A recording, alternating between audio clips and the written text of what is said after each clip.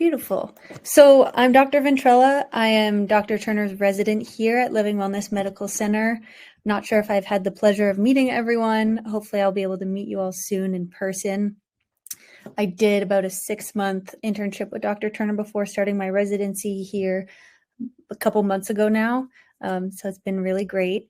So this is just going to be a quick, easy webinar on how to find balance during the holidays, how to go about approaching a meal. I know there's kind of a lot of things that can go on during the holidays, including diets and how to combat that, family members, things like that. So we're going to speak today about quick little exercises we can use. So we have 6 main points here. The first one being let go of the rules, take it easy on yourself. There's a lot going on, whether it's travel, people coming in and out of town.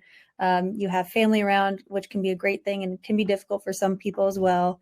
And then aiming to eat whole foods, starting with protein, daily movement, which I'm a big proponent of, and most importantly, enjoying yourself and the company around you. So we will start here with protein. Some of you might know how much we love protein here at Living Wellness Medical Center. Basically, my whole idea for this season, and honestly for every time of year moving forward, is being able to look at your plate and understand whether there's enough protein on your plate, kind of getting a palm size full, at least 1 to 1.5 to 1 to 2 palm size full of what we call land-dwelling mammals. So that's your chicken, your beef, things like that. That's about 24 grams of protein. If you have fish, that's about 15 grams of protein. And you can always just make sure that you have enough protein on your plate. But most importantly, when you're eating your beautiful Christmas dinners, it's important to start with the protein specifically. Protein is the most satiating macronutrient, so it means it's going to fill you up quicker. So you're going to actually slow down the eating process as you're eating the protein first. It also plays a very important role in stabilizing our blood sugar, which can help prevent crashes and inflammation. I kind of describe blood sugar as a natural oscillation. We kind of want it to go like this and stay within bounds.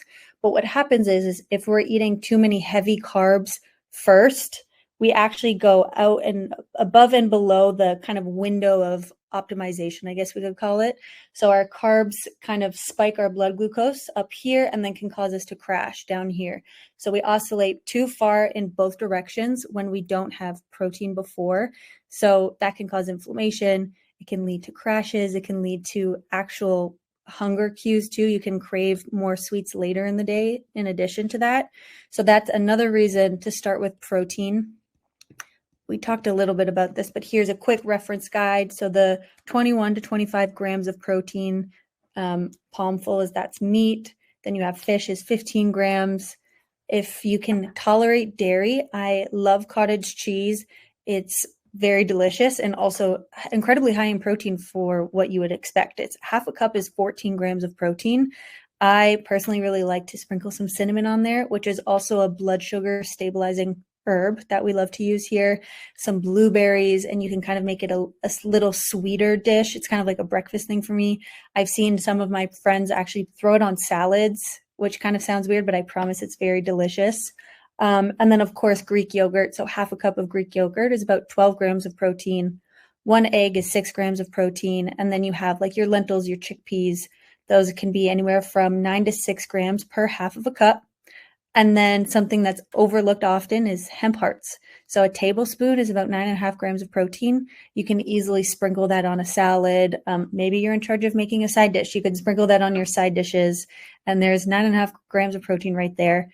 And then bone broth. I love broths. I grew up with my mom making broth from anything. So if you have any leftover chicken bones, turkey bones, whatever it is, you can actually make a really beautiful bone broth. And 1 cup of bone broth is 10 grams of protein. It's also incredibly great for your gut and helps to heal the gut lining. There's some great collagen peptides in there as well.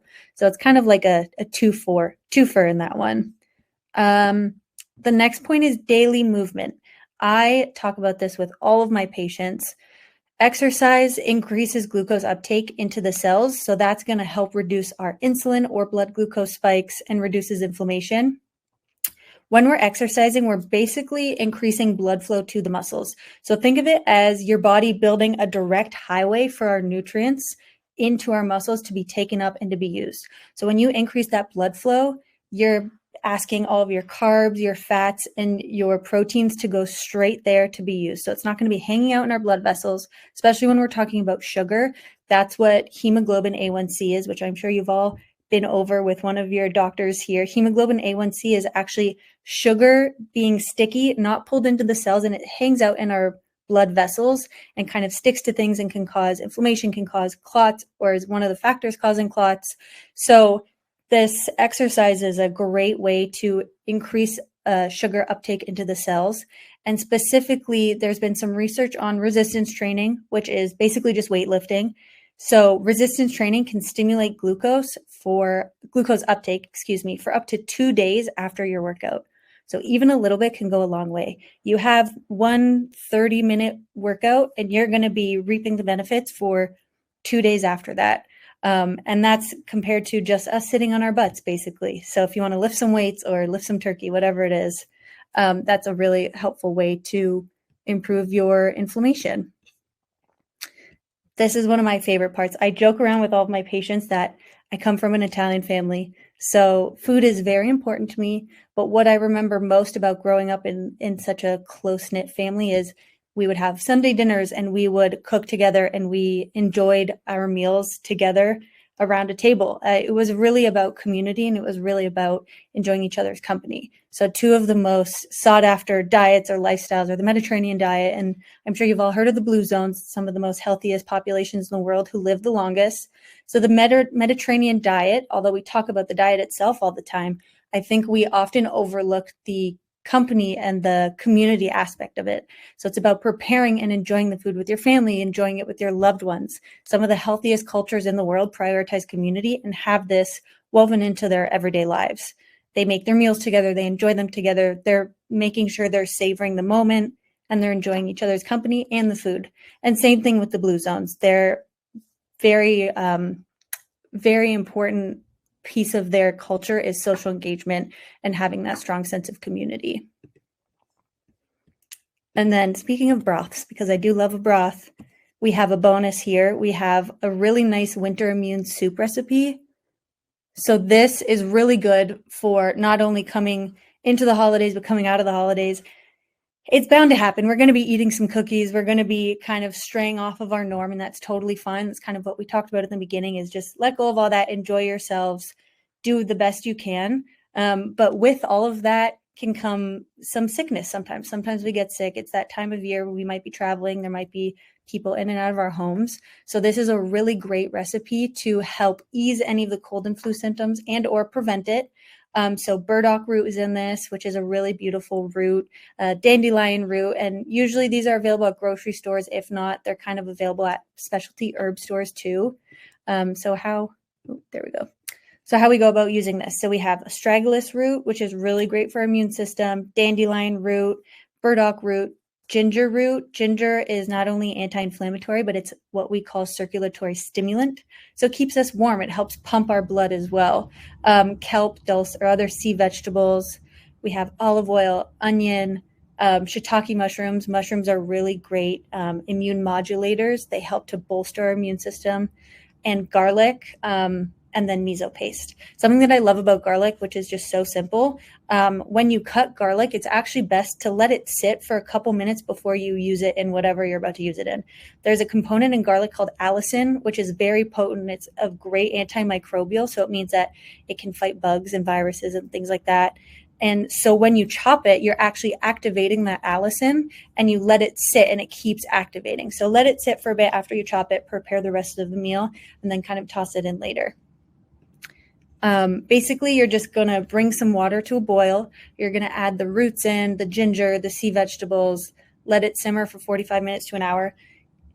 Back to bone broth. If you have bones, if you have some leftover bones of whatever you made, I would definitely throw that in there, because not only are you getting all of the herbs which have the antimicrobial actions, but the bone is adding in some of the collagen peptides and the protein that's really great for the gut and really great for your overall health as well. So it's kind of a 2-for-1 in this situation. So you can add some bones in there as well.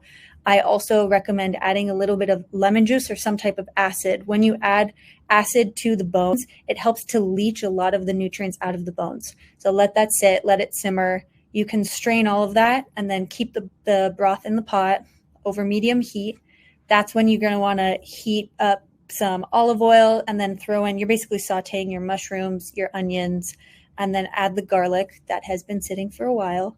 And then you add all of that to the broth. I also really love adding like raw carrots and celery, anything that you can find that is colorful. Basically, I love the idea of whole foods that are colorful. You can throw in there. I also think, because this is more of an Asian inspired broth, some bok choy would be really great. It has like a nice crunch to it, even when it is a little bit softer. So you mix that all together, you turn it off the heat, and then you're going to add in the miso paste, which is also just an incredible flavor profile. As you can tell, I very much love food. So then that's pretty much it. That is your winter immune soup recipe and your quick guide to enjoying the holidays, not stressing about the food, not stressing about your supplements or your diet. I know Dr. Turner talks a lot about taking supplement breaks if needed, and just enjoying yourself and the people around you.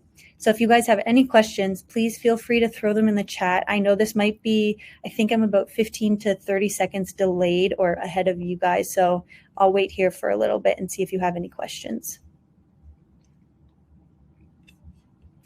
What does my mom put in her broth? Oh my gosh. It's one of those things where we're convinced she's not telling us all of the secrets. She puts any bone. She's made turkey, but my favorite is probably her chicken bone broth. She does this really cool thing. Do you know how there's like little tea strainers, like the tea balls?